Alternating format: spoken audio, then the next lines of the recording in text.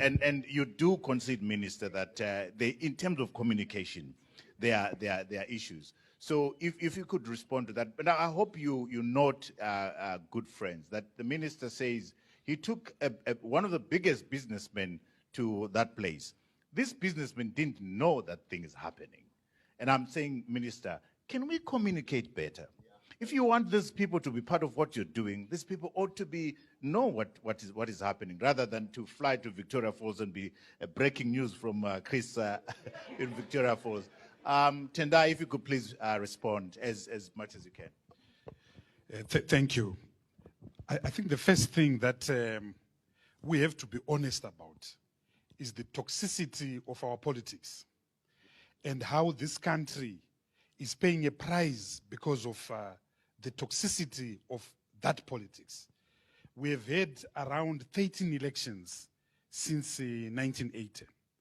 And if you measure the period that we've had elections, we've had an average, in every 4 years, we've had an election. And each one of those elections has been contested, been disputed, including the just ended harmonized election on the 23rd of August 2023. The report produced by the SADC Election Observer Mission on that election is the most damning condemnation of any election that you can see in recent times. And that puts a premium on our development. That puts a premium on our attractiveness as an investment destination. Most importantly, it underlines a discourse of discohesion, a discourse of disunity, a discourse of intolerance. The new parliament was only sworn in a week ago, but as already as I'm talking to you right now, that parliament has been weakened by unconstitutional recalls of over 15 or so members of parliament.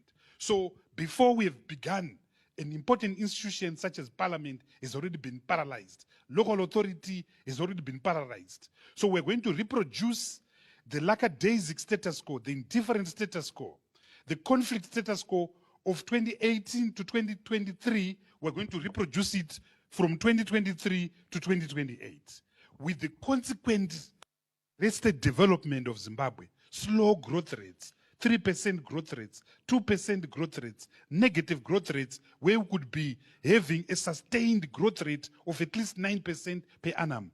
Our GDP right now is around $18 billion. In 1980, Trevor, you are the economist, I'm not. In 1980, our GDP was a mere $7 billion. Zambia was $3 billion. Kenya was $7 billion. Fast track, 44 years after independence, Kenya is a $264 billion economy. Zimbabwe is an $18 billion economy. Zambia is now a $64 billion economy. What is the difference? The difference is leadership. What is the difference? The difference is our toxicity. So we need to confront the elephant in the living room, which is our ugly politics, our extractive politics, our vicious politics, our predatory politics. We need to address that. Address the issue of resources. It is true that Zimbabwe is a rich country. We've got 63 minerals. And of those, 4 or 5 of them, we have got world-class deposits. World-class deposits in gold, world-class deposits in platinum, world-class deposits in chrome,